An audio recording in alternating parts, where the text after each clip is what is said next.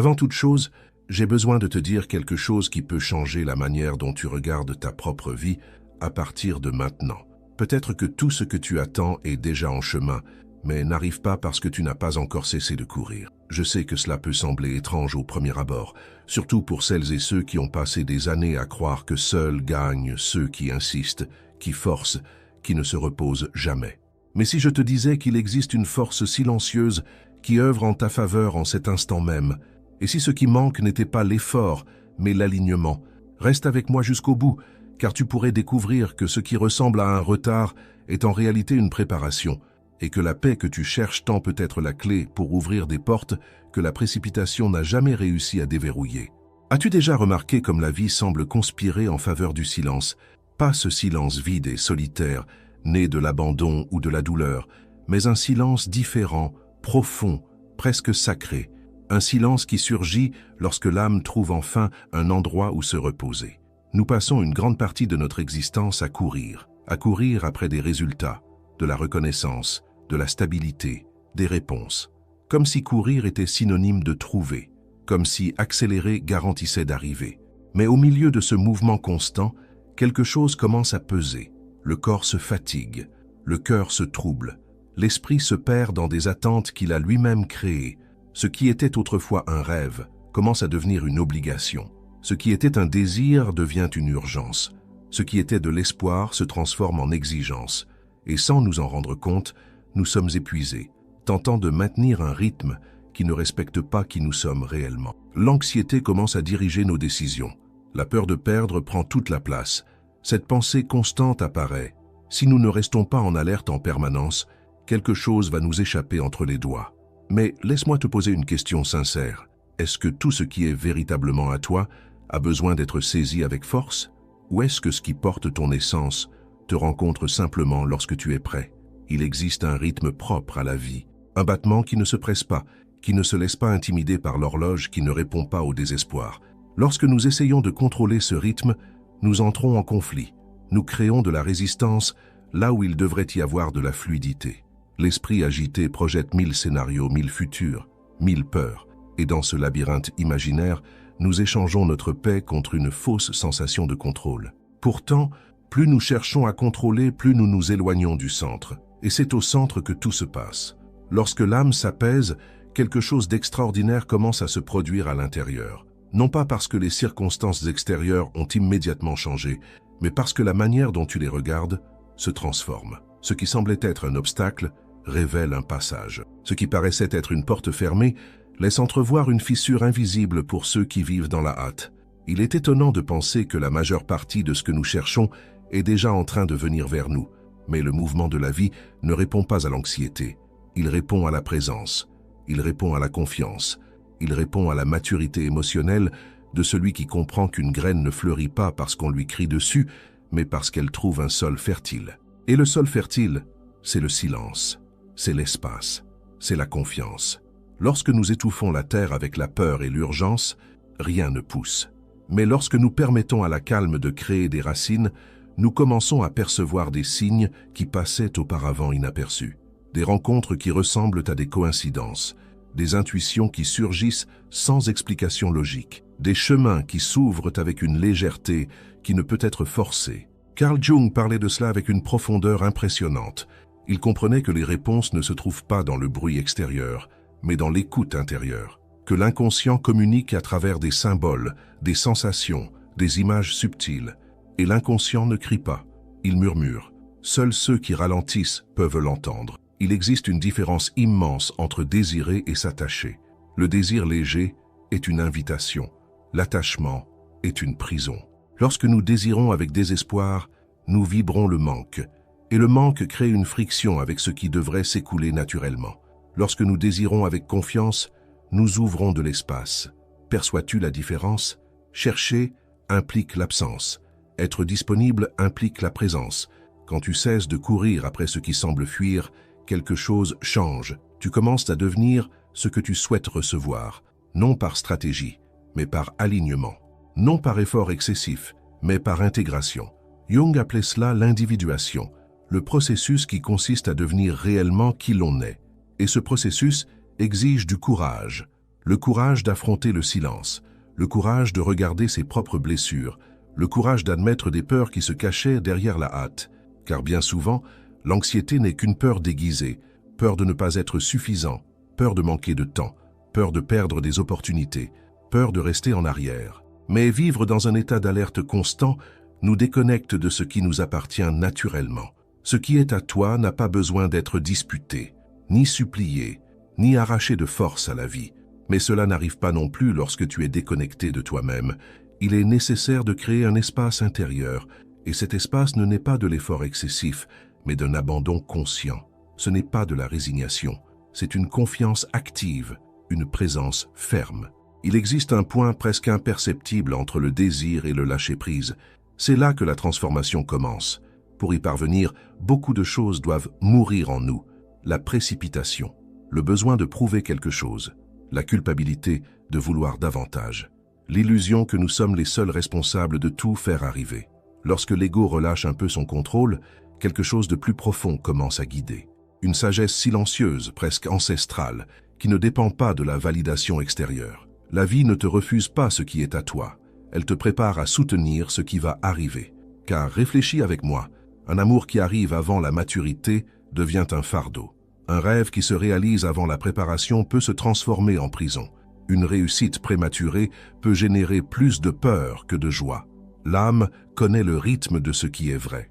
Et lorsque tu t'alignes sur ce rythme, tu commences à comprendre que chaque pause a un sens. Chaque retard porte un façonnage invisible. Chaque silence contient un apprentissage. Écouter est un acte de courage. Car dans le silence, tu rencontres ce que tu évitais de ressentir. La douleur de l'attente, la peur de l'insuffisance, le souvenir des pertes. Mais c'est dans cette confrontation paisible que naît la plénitude. Ce qui t'appartient ne vient pas combler un vide. Cela vient déborder ce qui est déjà entier. Et cela change tout.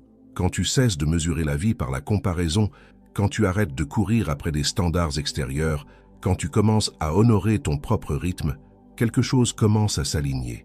De petits signes apparaissent. Les bonnes personnes arrivent. Des portes s'ouvrent sans que tu aies besoin de les enfoncer. Ce n'est pas de la magie, c'est de la syntonie. La précipitation peut parfois apporter des résultats, mais seule la calme apporte des révélations. Et ce qui est destiné à être tien ne sera pas seulement un résultat, ce sera une révélation, une confirmation silencieuse que tu es exactement là où tu devais être. Il existe une paix qui ne naît qu'après de nombreuses guerres intérieures. Ce n'est pas l'absence de problème, c'est l'absence de résistance.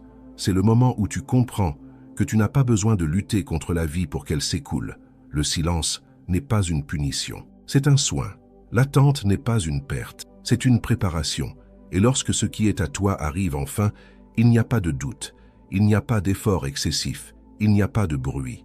Il y a la paix, une paix qui ne vient pas de l'extérieur, mais qui résonne de l'intérieur. L'âme se repose, et dans ce repos tout commence à fleurir. Et peut-être que ce qui n'est pas encore arrivé a simplement besoin d'un peu plus d'espace à l'intérieur de toi pour enfin trouver son chemin. Et quand je dis que ce qui manque est peut-être de l'espace, je ne parle pas d'espace physique, ni de temps libre dans ton agenda.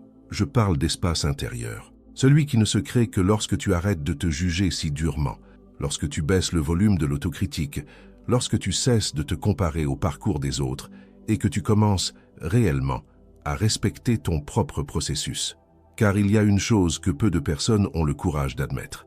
Beaucoup de nos frustrations ne naissent pas d'un manque de capacité, mais de la tentative insistante d'accélérer ce qui est encore en train de mûrir en nous.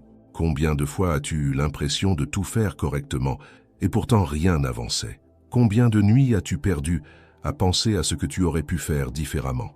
Combien de fois t'es-tu demandé si tu étais en train de rester en arrière? Ce poids n'est pas léger, il s'accumule, il crée un sentiment silencieux d'inadéquation. Tu regardes autour de toi et il semble que tout le monde avance, conquiert, célèbre, et toi, tu attends. Mais ce que presque personne ne montre, c'est le processus invisible, le temps de la taille, le désert qui précède la récolte. Il existe une maturation qui ne se produit que dans le silence. C'est là, loin des applaudissements et des validations extérieures, que l'âme s'organise. C'est là que tu commences à comprendre que tout ce qui est parti n'était pas une perte, que tout ce qui a tardé n'était pas un refus, que tout ce qui n'est pas arrivé n'était pas destiné à être porté par toi.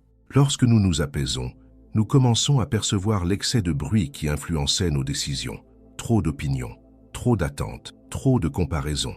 Et au milieu de ce vacarme, nous avons perdu le lien avec ce qui avait réellement du sens pour nous.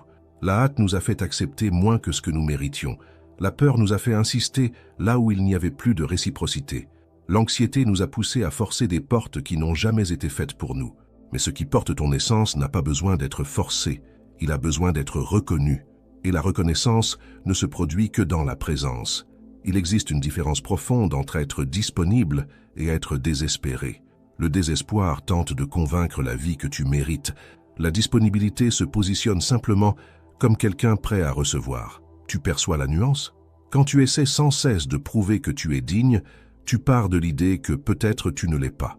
Quand tu te tiens avec sérénité, tu dis silencieusement « Je sais qui je suis et je suis prêt pour ce qui résonne avec moi ». Cela change ton énergie, cela change ta posture, cela change la manière dont tu entres dans une relation, dont tu conduis un projet, dont tu accueilles les opportunités.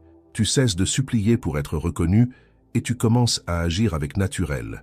Tu arrêtes de courir et tu te mets à marcher avec intention. Et c'est à ce moment-là que les synchronicités deviennent plus claires, non comme de la magie, mais comme une conséquence, une conversation inattendue qui ouvre une porte, une invitation qui arrive au moment juste, une idée qui s'emboîte parfaitement avec ce que tu cultivais intérieurement. Rien de tout cela ne naît de la tension, tout cela naît de la syntonie. Carl Jung comprenait que l'inconscient n'est pas un ennemi à vaincre, mais un allié à écouter. Il parlait d'archétypes, de symboles, d'images qui émergent lorsque nous sommes réceptifs. Et la réceptivité exige le calme. Elle exige l'humilité d'admettre que tout ne peut pas être contrôlé. Elle exige le courage d'attendre sans se perdre. L'attente, lorsqu'elle est vécue avec conscience, n'est pas de la passivité. C'est une préparation active. C'est une période où tu renforces tes bases émotionnelles, où tu apprends à faire face à tes ombres, où tu reconnais tes fragilités sans te condamner pour elles. Car bien souvent, ce qui n'est pas encore arrivé n'est pas un manque de mérite. C'est un manque de structure pour pouvoir soutenir. Un amour mûr exige une maturité émotionnelle. Une prospérité durable exige un équilibre intérieur. Un véritable sens de vie exige la connaissance de soi. Et rien de tout cela ne se construit dans la hâte. Au cœur de ce processus, il est normal de douter. Il est normal de se sentir fatigué. Il est normal de se demander si cela vaut vraiment la peine de continuer à croire. Mais c'est précisément là que la transformation commence à prendre forme. Lorsque tu choisis de faire confiance sans garanties extérieures. Lorsque tu décides de rester entier même sans résultats immédiats. Et si jusqu'ici ce message résonne en toi, si quelque chose dans ton cœur te dit que c'est exactement ce que tu avais besoin d'entendre aujourd'hui, je veux te faire une invitation simple. Abonne-toi à la chaîne, aime cette vidéo et écris dans les commentaires l'affirmation suivante « Je fais confiance au temps de ma vie et je suis prêt à recevoir ce qui est à moi ». Lorsque tu écris cela, tu n'interagis pas seulement avec le contenu. Tu déclares pour toi-même une nouvelle posture face à la vie. Et cette déclaration a du pouvoir. Continuus. Il existe un moment très délicat dans le parcours de toute personne, celui où elle réalise qu'elle doit lâcher le contrôle. Et lâcher le contrôle ne signifie pas abandonner ses responsabilités. Cela signifie abandonner l'illusion que tout dépend exclusivement de ta force. Il existe une intelligence plus vaste à l'œuvre dans les coulisses. Une organisation invisible qui relie rencontres, opportunités et apprentissages d'une manière que l'esprit logique ne parvient pas toujours à comprendre. Lorsque tu t'obstines à vouloir contrôler chaque détail, tu crées de la tension. Et la tension ferme les chemins. Lorsque tu fais confiance et que tu agis avec responsabilité, mais sans attachement obsessionnel au résultat, tu crées de l'ouverture. Et l'ouverture permet à la vie d'agir. Ce qui est curieux, c'est que ce qui est réellement à toi ne se perd pas. Cela peut prendre du temps. Cela peut exiger des ajustements intérieurs. Cela peut te demander de traverser des périodes d'apparente stagnation. Mais cela ne disparaît pas, parce que ce n'est pas à l'extérieur. C'est en résonance avec ce que tu es. Bien souvent, ce qui a besoin de changer n'est pas la circonstance, mais la perception. Tu commences à voir que certaines pertes étaient des protections, que certains retards ont évité des douleurs plus grandes, que certaines frustrations ont empêché des choix précipités. Et peu à peu, la révolte cède la place à la compréhension. L'âme sait quand il est temps d'avancer, et elle sait quand il est temps de se recueillir. Il y a une maturation silencieuse en cours, pendant que tu as l'impression que rien ne se passe. Il y a des ajustements qui se font en toi pendant que le décor extérieur semble immobile. La vie ne travaille pas seulement en surface, elle travaille à la racine. Et la racine prend du temps. Lorsque tu comprends enfin cela, l'anxiété commence à perdre de sa force. La peur cesse d'être le personnage principal. La comparaison perd son sens. Tu avances avec plus de légèreté. Non pas parce que tout est résolu, mais parce que toi, tu es apaisé à l'intérieur. Et lorsque tu es apaisé à l'intérieur, ce qui doit arriver trouve de l'espace. Pas comme une récompense à l'effort excessif. Pas comme un prix pour la souffrance, mais comme une conséquence naturelle de l'alignement. Il existe une délicatesse dans tout ce qui est vrai. La vérité ne crie pas. Elle n'exige pas de spectacle. Elle n'a pas besoin d'être disputée. Elle se présente simplement et quand elle se présente, tu la reconnais. Parce que tu n'es plus fragmenté. Tu n'essaies plus d'être quelqu'un d'autre pour correspondre aux attentes extérieures. Tu es entier. Et lorsque tu es entier, tu n'as plus besoin de courir après ce qui est à toi. Parce que ce qui est à toi te reconnaît. Peut-être que le plus grand acte de courage de ta vie n'est pas de lutter davantage, mais de faire davantage confiance. Pas d'accélérer, mais de ralentir. Pas d'insister, mais de permettre. Permettre au temps de faire ce que lui seul sait faire. Permettre aux racines de grandir avant que les fruits n'apparaissent. Permettre à l'âme de mûrir avant que les grandes réalisations n'arrivent. Car au fond, ce qui transforme réellement, ce n'est pas la vitesse à laquelle tu arrives, mais la conscience avec laquelle tu reçois. Et peut-être qu'en ce moment même, pendant que tu m'écoutes, quelque chose est déjà en train de se réorganiser en toi. Peut-être que l'agitation cède la place à une compréhension plus sereine. Peut-être que tu commences à percevoir que tu n'as pas besoin de tant lutter pour que la vie se produise. Elle est déjà en train de se produire. Et ce qui est à toi, c'est déjà exactement où te trouver. Et lorsque tu commences à réaliser que la vie est déjà en train de se vivre, même les jours où rien ne semble avancer, quelque chose se déplace en toi. Comme si la pression diminuait. Comme si ce besoin constant de prouver, de courir, d'atteindre, était peu à peu remplacé par une compréhension plus profonde. Tu n'es pas en retard, tu es en processus. Il existe une différence immense entre le retard et la préparation. Le retard génère de l'angoisse. La préparation crée de la structure. Le retard ressemble à une punition. La préparation est un soin. Mais pour voir cela, il faut une maturité émotionnelle. Il faut traverser l'inconfort initial de ne pas avoir de réponse immédiate, car notre génération a été éduquée à croire que tout doit être rapide, visible, validé. Or, les transformations les plus importantes de la vie sont presque toujours silencieuses. Elles se produisent dans le silence. Le changement de mentalité qui te renforce se produit dans le silence. Le pardon qui te libère se produit dans le silence. La décision de ne plus accepter moins que ce que tu mérites se produit dans le silence. Et ce silence n'est pas vide, il est fertile. Pendant longtemps, tu as peut-être cru que tu devais insister plus que tout le monde, t'efforcer plus que tout le monde, supporter plus que tout le monde, pour enfin mériter quelque chose de bon.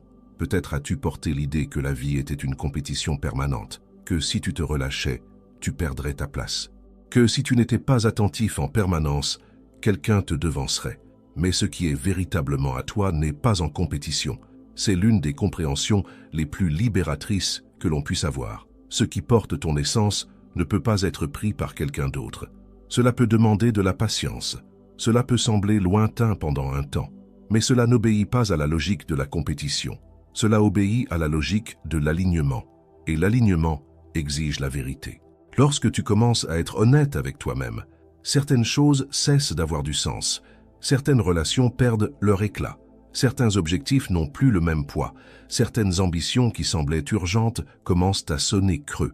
Cela peut faire peur au début, car lorsque de vieilles structures intérieures s'effondrent, on a l'impression de perdre pied. Mais en réalité, on cesse simplement de vivre une version de soi qui ne nous représente plus. C'est l'un des moments les plus délicats du chemin intérieur, lorsque tu comprends que tu ne veux plus courir après n'importe quoi, mais seulement après ce qui fait réellement sens. Et en faisant ce choix, tu acceptes que le chemin devienne peut-être plus silencieux pendant un temps. Mais c'est dans ce silence que la clarté naît. L'esprit, lorsqu'il n'est plus dominé par l'urgence, commence à voir avec plus de précision. Tu remarques des schémas que tu répétais auparavant sans en avoir conscience. Tu observes comment la peur influençait tes décisions. Tu réalises combien de fois tu as accepté des miettes émotionnelles par peur d'être seul. Combien de fois tu as forcé des situations pour éviter l'inconfort de l'attente. Mais l'attente, lorsqu'elle est comprise, se transforme. Elle cesse d'être une souffrance et devient une construction, car pendant que tu attends avec présence, tu te renforces. Tu apprends à être bien avec toi-même, tu développes une autonomie émotionnelle, tu construis une base qui ne dépend de la validation de personne, et cela change complètement l'énergie que tu dégages. Lorsqu'une personne est entière, cela se perçoit, non pas parce qu'elle parle plus fort, mais parce qu'elle n'a pas besoin de mendier de l'espace, elle n'a pas besoin de se diminuer pour rentrer dans un cadre, elle n'a pas besoin d'exagérer pour être vue. Il existe une sérénité qui communique la sécurité, et la sécurité n'est pas de l'arrogance, c'est de l'équilibre. Il existe une sagesse très profonde dans le fait de comprendre que certaines choses n'arrivent que lorsque tu ne les veux plus par manque, mais par choix. Lorsque tu n'as plus besoin de cette relation pour te sentir complet, mais que tu désires partager ce qui est déjà entier. Lorsque tu n'as plus besoin de cette réussite pour prouver ta valeur, mais que tu souhaites élargir ce que tu es déjà devenu. C'est là le point de bascule, car tant que nous cherchons à combler des vides, nous portons une tension invisible. Mais lorsque nous devenons complets intérieurement, ce qui arrive trouve de la stabilité, trouve de la maturité, trouve une structure. Beaucoup de personnes veulent la récolte, mais évitent le temps des racines. Elles veulent la reconnaissance, mais fuient le processus de connaissance de soi. Elles veulent le résultat, mais n'acceptent pas le silence qui précède la révélation. Or, la vie ne travaille pas seulement en surface. Elle organise les coulisses avant d'ouvrir le rideau. Et parfois, ce que tu appelles stagnation est en réalité une organisation invisible. Pendant que tu as l'impression que rien ne se passe, des décisions intérieures sont en train d'être prises, des postures sont ajustées, d'anciennes croyances sont révisées, et chacune de ces petites transformations construit un nouveau décor. Tu commences à réagir différemment à ce qui te déstabilisait autrefois, tu choisis différemment de ce que tu acceptais avant, tu te positionnes avec plus de fermeté mais sans agressivité, et cela c'est une véritable croissance. Ce qui est intéressant, c'est que plus tu t'alignes, moins tu ressens le besoin de tout contrôler, car tu commences à faire confiance à ta propre capacité à faire face à ce qui viendra. La confiance cesse d'être une attente tournée vers l'avenir et devient une sécurité ancrée dans ce que tu es, ici et maintenant. Et le présent prend une nouvelle dimension. Il cesse d'être un simple intervalle entre ce que tu as et ce que tu désires. Il devient l'espace où tu construis, mûris et reconnais. L'anxiété diminue parce que tu ne vis plus uniquement pour un demain hypothétique. Tu habites l'instant avec conscience.